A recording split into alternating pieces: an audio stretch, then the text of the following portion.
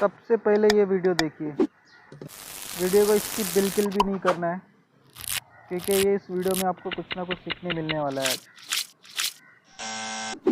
अब इसको हम सही तरीके से करेंगे, देखते रहिए पूरा वीडियो।